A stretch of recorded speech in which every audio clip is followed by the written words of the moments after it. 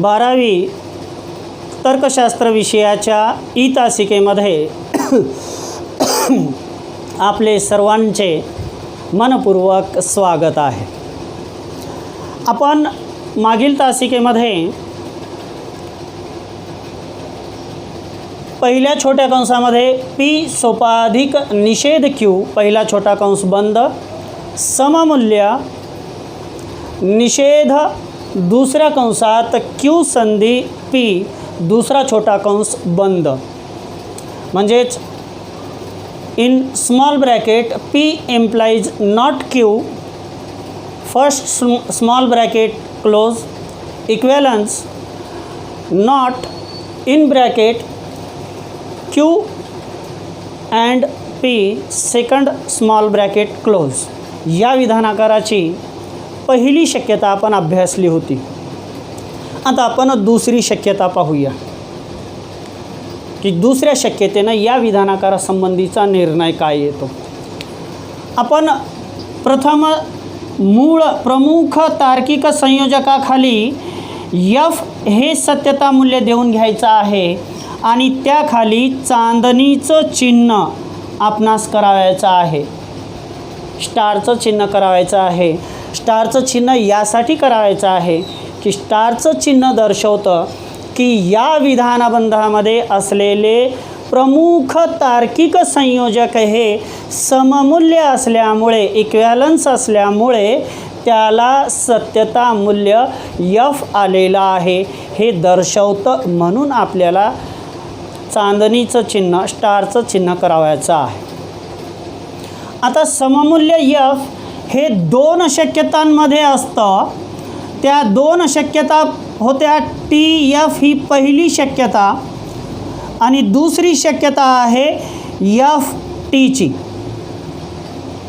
त्यातली पहिली शक्यता आपण मागील तासामध्ये पाहिलेली आहे की ही शक्यता देऊन, हे सत्यता मूल्य देऊन व्याघात विसंगती निर्माण होते किंवा नाही, तर त्या ठिकाणी आपला निर्णय असा आला होता की मूलभूत सत्यता कोष्टकाच्या नियमाचा, कोणत्या, सोपाधिकच्या, मूलभूत सत्यता सोपाधिक या मूलभूत सत्यता कोष्टकाच्या नियमाचा भंग झाल्यामुळे विसंगती निर्माण झाली आहे, असा निर्णय आपण पहिल्या शक्यतेमध्ये पाहिला होता। आता पाहूया दुसऱ्या शक्यतेत काय होतं। आता दुसरी शक्यता आपल्याला द्यायची आहे एफ टी। या सममूल्याच्या पूर्वांगामध्ये एफ हे सत्यता मूल्य देत असताना पूर्वांगापुरता जर विचार केला आपण, तर पूर्वांगामध्ये एफ हे मूल्य पूर्वांगात जे मूळ तार्किक संयोजक असेल त्याच्या खाली येईल। पूर्वांगाचं एफ हे सत्यता मूल्य सोपाधिक खाली येईल, सोपाधिक खाली एफ हे सत्यता मूल्य आलं आणि उत्तरांगाचं टी हे सत्यता मूल्य आपण संधीखाली लिहू शकत नाही, कारण संधीचा निषेध आलेला आहे, म्हणून अगोदर मूल्य इथं येईल, म्हणजे उत्तरांगाचं टी हे मूल्य या ठिकाणी निषेधच्या खाली येईल।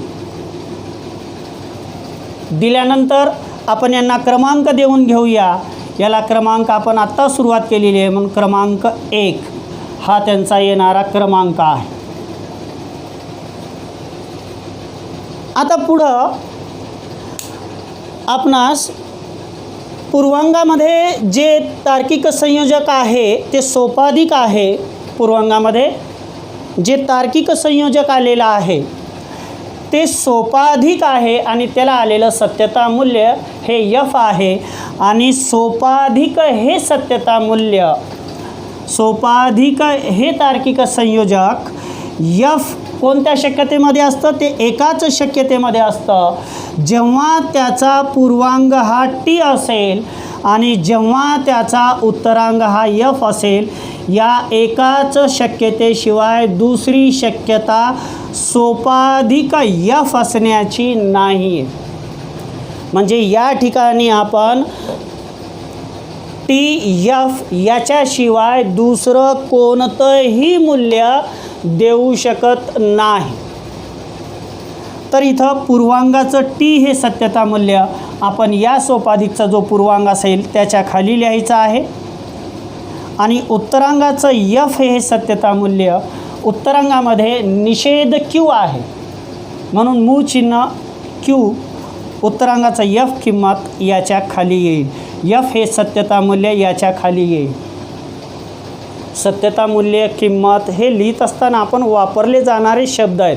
विभागवाईज शब्द वेगवेगळे असू शकतात, कारण काही विभागामध्ये विकल्पला विग्रह, कोणी वियोग, कोणी वैकल्पिक असं म्हणतं. तर या ठिकाणी आता आपण यांना मूल्य दिलं. सोपाधिक एफ, पूर्वांक टी, उत्तरांक एफ मूल्य देऊन झालं. यांना आपण पटकन क्रमांक द्यायचा आहे, म्हणजे नंतर लक्षात राहणार नाही, असं होणार नाही. क्रमांक 1 नंतर येईल यांना 2. आता इथं निषेध क्यू, नॉट क्यू याचं मूल्य एफ आहे, तर फक्त क्यूचं मूल्य याच्या विरुद्ध, म्हणजे काय होईल, एफच्या विरुद्ध काय मूल्य येईल, टी मूल्य येईल. आता याला क्रमांकही द्यायचा आहे आपल्याला, क्रमांक द्यायला विसरायचा नाही. आता इथं क्रमांक आपण दिलेला आहे. 2 नंतर येणारा क्रमांक आहे 3. विद्यार्थी मित्रांनो, एक सहज प्रश्न तुमच्या आणि माझ्याही मनात निर्माण होत असेल की मी हे क्रमांक देत आहे, ते क्रमांक आपण देणे अत्यावश्यक आहे का? प्रश्नपत्रिकेचं स्वरूप पाहून तुमचं आणि माझं मत या ठिकाणी अर्थहीन आहे. आपण प्रश्नपत्रिकेचं स्वरूप त्यानुसार आवश्यकता आहे की नाही हे पाहू.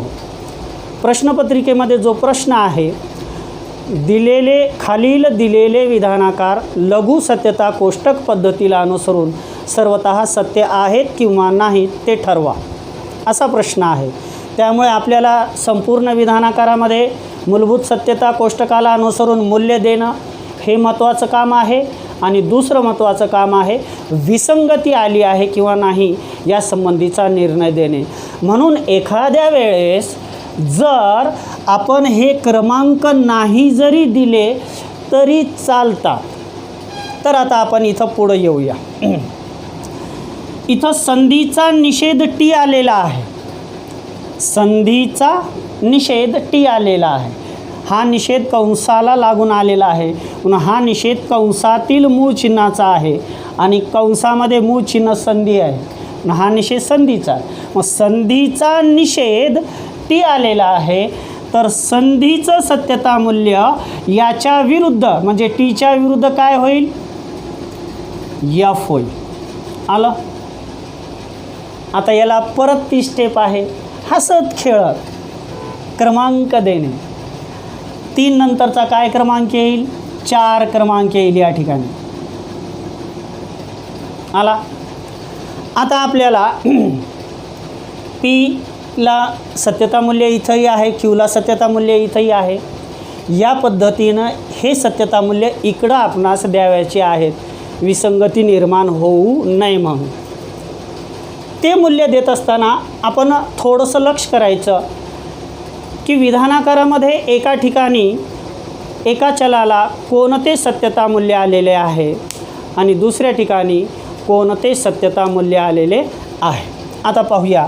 इथं सुरुवातीला क्यू आहे, म्हणून इथं क्यूला जे सत्यता मूल्य आलेलं आहे ते आपण इकडं घेऊया. क्यूला इथं टी सत्यता मूल्य आलेलं आहे, म्हणून हे टी सत्यता मूल्य आपण या ठिकाणी घेतलं. पटकन त्याला क्रमांक देऊन घ्या. 5 क्रमांक येईल. आणि इकडं पीला टी हे मूल्य आलेलं आहे, म्हणून याही पीला आपण टी हे मूल्य द्यायचं आहे. दिलं. पटकन त्यालाही क्रमांक देऊन घ्या. 5च्या नंतर 6. आता या ठिकाणी सत्यता मूल्य द्यायचं कुठं आहे का शिल्लक?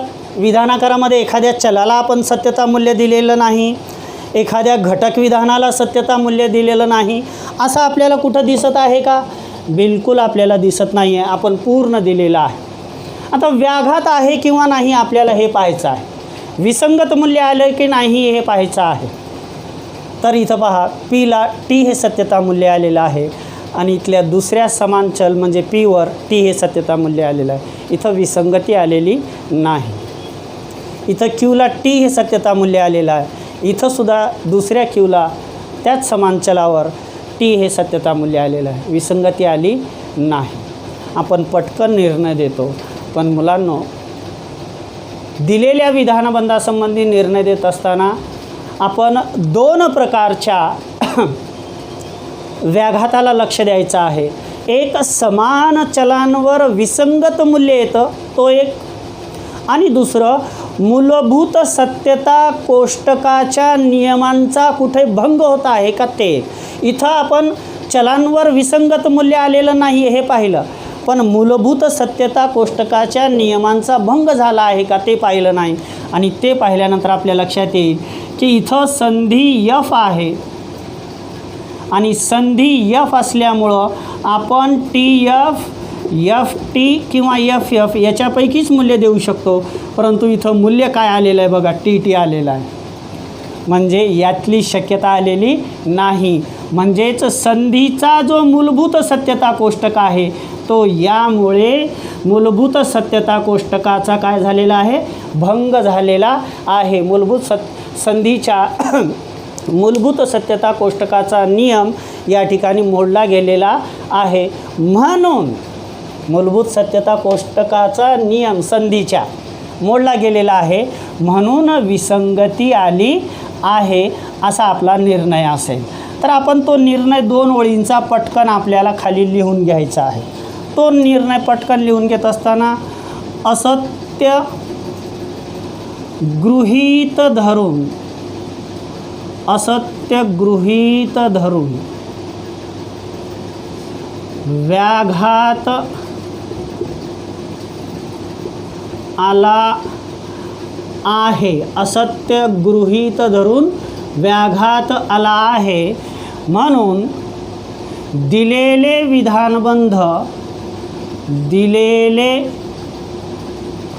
विधानबंध सर्वतः सत्य आहे, सर्वतः सत्य आहे असा आपला निर्णय असेल. तर या ठिकाणी हा निर्णय लिहित असताना महाराष्ट्रामध्ये आपले 7 रिजन आहेत, 7 बोर्ड आहेत. प्रत्येक रिजनमध्ये समानार्थी वेगवेगळे शब्द असू शकतात. इथं असत्य गृहीत धरून म्हणण्यापेक्षा असत्य मानून असाही शब्द कोणी लिहू शकतो. व्याघात आला आहे याच्यापेक्षा विसंगती आली आहे असाही शब्द लिहू शकतो. इथं विधानबंधच्या ऐवजी विधानाकार हाही शब्द लिहू शकतो. म्हणजे 7 विभाग वेगवेगळे असल्यामुळं तेथील प्रादेशिक समानार्थी असणारे शब्द त्या ठिकाणी येऊ शकतात, आणि ते शब्द आल्यामुळं चुकीचं होतं असा त्याचा अर्थ होत नाही. तर आता आपण हे दुसरी शक्यता याची पाहिलेली आहे. आता याच्या पुढील आपलं उदाहरण घेऊया आणि परत याच पद्धतीनं आपल्याला सोडवायचं आहे. परत त्याच पायऱ्या येतात. फक्त एक गोष्ट विद्यार्थी मित्रांनो लक्षात ठेवायची आहे, आणि ती गोष्ट आहे की जी 5 मूलभूत सत्यता कोष्टक आहेत, ती 5 मूलभूत सत्यता कोष्टक आपल्या स्मरणामध्ये अशी असली पाहिजे की त्याला आपल्याला कधीही सांगायची जर वेळ आली तर पटकन आपल्याला ती सांगता आली पाहिजे. तरच आपण विधानाकार व्यवस्थितपणे न चुकता सोडवू शकतो. आता पुढील उदाहरण घेऊया आपण. पी विकल्प निषेध क्यू, पी विकल्प निषेध क्यू संधी निषेध पी सोपाधिक क्यू, हे आपलं पुढचं उदाहरण आहे. याला आपल्याला लघु सत्यता कोष्टकाला अनुसरून सोडवायचं आहे. परत तेच या ठिकाणी संधी हे मूळ तर्काकार असल्यामुळं त्याच्याखाली आपण एफ हे सत्यता मूल्य द्यायचं आहे आणि त्याच्याखाली चांदणी करायची आहे. संधी एफ, संधी विधान असत्य किती शक्यतामध्ये असतं हे पटकन सांगता आलं पाहिजे. संधी विधान असत्य हे 3 शक्यतांमध्ये असतं. कोणत्या शक्यता आहेत? टी एफ, एफ टी आणि एफ एफ या 3 शक्यता आहेत. आपल्याला पुस्तकामध्ये या तिन्ही शक्यताचा उपयोग करून ते उदाहरण सोडवून दाखवलेलं आहे. तिन्ही शक्यतांचा उपयोग करून. पण आपल्याला या ठिकाणी या 3 शक्यतांपैकी अशीच शक्यता उपयोगात आणायची आहे की जिथे विसंगती निर्माण होणार नाही. जिथे विसंगती निर्माण होणार नाही, व्याघात निर्माण होणार नाही, परस्पर विरुद्ध मूल्य समान चलांवर किंवा घटक विधानांवर येणार नाही, असा मूल्य द्यायचा आपल्याला सुरुवातीलाच प्रयत्न करायचा आहे. आणि जर का पहिल्याच शक्यतेमध्ये आपण असे सत्यता मूल्य दिले की ज्यामुळे विसंगती आली नाही, तर आपल्याला पुढील शक्यता करण्याची आवश्यकता नाही. पुस्तकामध्ये फक्त आपल्याला समजण्यासाठी हे उदाहरण तिन्ही शक्यतांमध्ये करून दाखवलेलं आहे. आपण फक्त इथं एकच शक्यतेमध्ये विसंगती निर्माण होणार नाही असे मूल्य देऊन पाहूया. आता इथं संधी यफ असण्याच्या 3 शक्यता आहेत. त्या शक्यता आहेत TF, FT आणि FF. त्याच्यातली पहिली शक्यता आपण या ठिकाणी घेऊया. पूर्वांगामध्ये जे T हे सत्यता मूल्य द्यायचं आहे, पूर्वांगापुरता विचार करा. पूर्वांगामध्ये मूळ तार्किक संयोजक आपलं विकल्प आहे, पण पूर्वांगाचं T हे सत्यता मूल्य याच्या खाली येईल आणि उत्तरांगाचं F हे सत्यता मूल्य या सोपाधिक खाली येईल. लिहिलं? परत त्या स्टेप आल्या मुलांना. म्हणून त्या स्टेप वारंवार तेच आपण याचा जेवढा सराव करू तेवढा आपण त्यामध्ये लघु सत्यता कोष्टक पद्धतीमध्ये पारंगत होणार. 1 क्रमांक सुरुवात केलेली आहे म्हणून 1 क्रमांक आला याला. आता पुढची इथं 1 द्यायला पाहिजे होतं. 1 क्रमांक आला. आता पुढं याच्या पुढं आता पहा, पूर्वांगामध्ये विकल्प आहे तार्किक संयोजक. पूर्वांगामध्ये तार्किक संयोजक विकल्प आहे आणि त्या विकल्पाला आलेलं सत्यता मूल्य T आहे. मग विकल्प T किती शक्यतांमध्ये असतं? तर विकल्प T शक्यता जे आहे त्या 3 आहे. कोणकोणत्या आहेत? एक TT आहे, दुसरी FT आहे आणि तिसरी TF आहे. या 3 शक्यतांमध्ये विकल्प T असतं. त्याच्यापैकी कोणतीही शक्यता आपण या ठिकाणी देऊ शकतो. आता या उत्तरांगामध्ये उत्तरांगापुरता विचार केला तर मूळ तार्किक संयोजक सोपाधिक आहे. त्याला आलेलं सत्यता मूल्य F आहे. सोपाधिक F. त्याच्या शक्यता किती आहेत? त्याच्या शक्यता एकच आहे. जेव्हा त्याचा पूर्वांग T आणि उत्तरांग F असेल. इथं दुसरी शक्यता आपल्याला देता येत नाही. मूळ विधानबंधाच्या पूर्वांगामध्ये 3 शक्यता येत आहेत सत्यता मूल्य देताना, आणि मूळ विधानबंधाच्या उत्तरांगामध्ये मूल्य देत असताना एकच शक्यता आहे. अशा वेळेला आपण तिथं अगोदर मूल्य द्यावयाचं आहे जिथं एकच शक्यता लागू होते येते. इथं आहे उत्तरांगामध्ये. मग पूर्वांगाचं T हे सत्यता मूल्य जे आपल्याला द्यावयाचं आहे ते पूर्वांगाचं T सत्यता मूल्य निषेध P आहे म्हणून P खाली नाही येणार. कशा खाली येईल? निषेध खाली येईल T. आणि उत्तरांगाचं F हे मूल्य Q खाली येईल F. दिलं.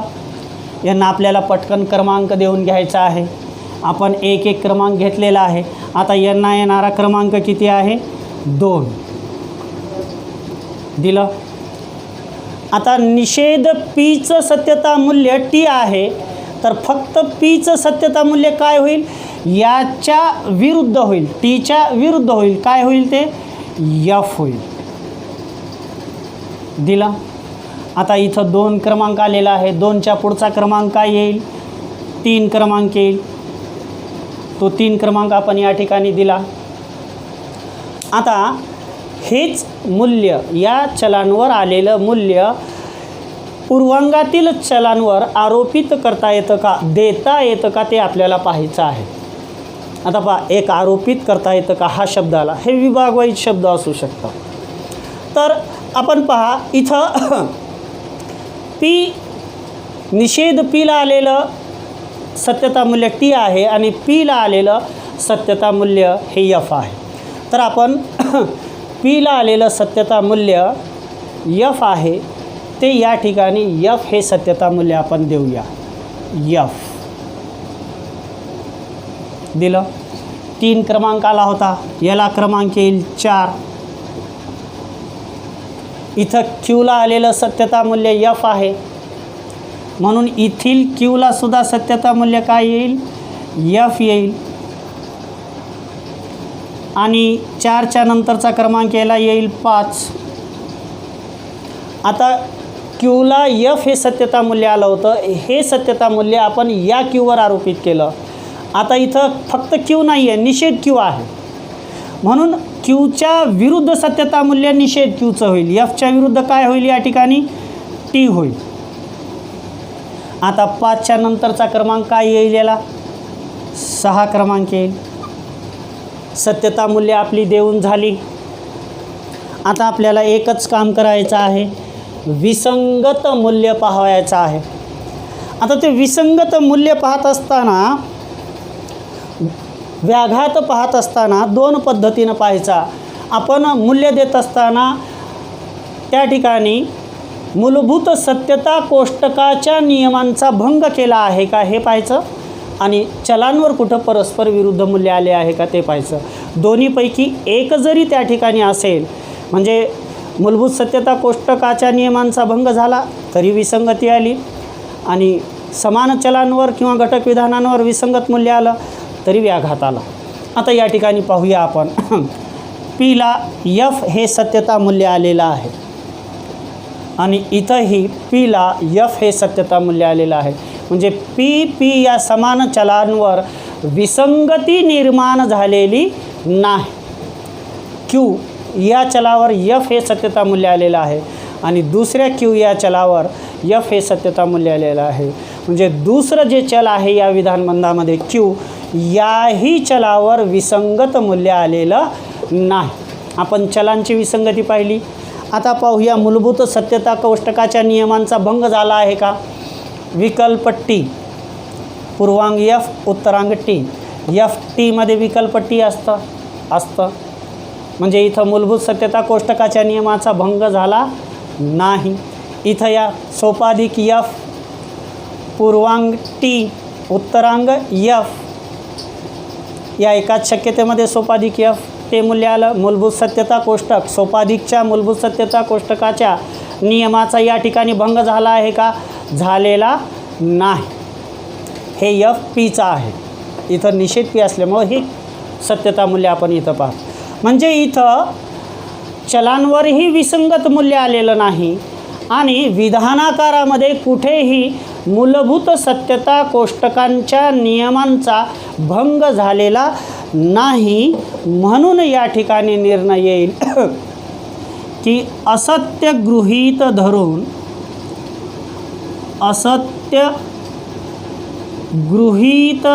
धरून व्याघात आला नाही.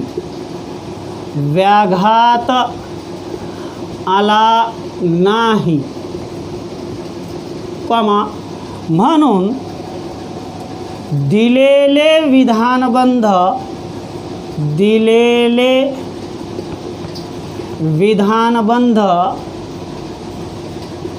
सर्वतः सत्य नाही. अशा पद्धतीचा 2 ओळीचा निर्णय आपणास त्या विधानबंधासंबंधी द्यावायचा आहे. विद्यार्थी मित्रांनो, अशा पद्धतीचे उदाहरणं विधानबंध आपण स्वतः तयार करून याच पायऱ्यांना अनुसरून, याच स्टेपना अनुसरून आपल्याला ते सोडवायचे आहे. म्हणून आपणास काही स्वाध्याय विधानबंधाच्या स्वरूपामध्ये देणार आहे. ते स्वाध्याय आपणास करावायचा आहे. आजच्या तासिकेमध्ये आपण जी 2 उदाहरणं पाहिलेली आहेत, ती 2 उदाहरणे सोडवत असताना, मी समजावून देत असताना आपल्याला काही भाग समजलेला नसेल एखाद्या वेळेस, तर त्यासंबंधीचे जे काही प्रश्न असतील किंवा न समजलेला भाग असेल, तर त्यासंबंधी माझ्या यूट्यूब चॅनलच्या चॅटबॉक्समध्ये आपण मला ते मॅसेज पाठवावेत. आपले जे काही समस्या असेल, जो भाग समजलेला नसेल, तो भाग आपल्याला परत समजावून देण्यात येईल किंवा आपली अडचण दूर करण्यात येईल. हा व्हिडिओ पाहिल्यानंतर आपणास आनंद आला असेल, तर्कशास्त्रामध्ये रुची निर्माण होत असेल, गोडी निर्माण होत असेल, तर माझ्या यूट्यूब चॅनलला आपण लाईक करावं, सबस्क्राईब करावं आणि शेअरसुद्धा करावं. आपले खूप खूप आभार.